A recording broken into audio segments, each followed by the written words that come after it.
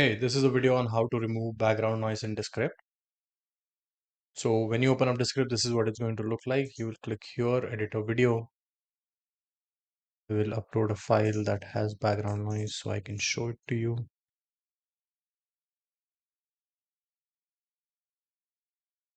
We will let it upload audio level and then do the transcription. All right, so our transcription and uploading and everything is over. So let me just switch to full screen view.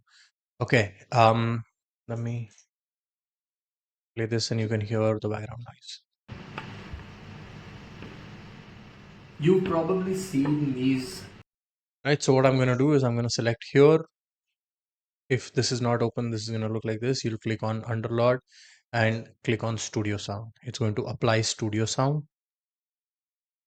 Give it a few minutes depending on the length of your video and how big your video file is. It's going to take a few minutes and it has completed all of that. So I'll just play right away. You've probably seen these animal vlogging videos that look real.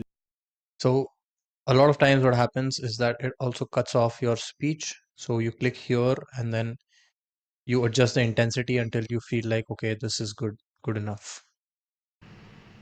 You've probably seen these Let me just bring it up to maybe 60%.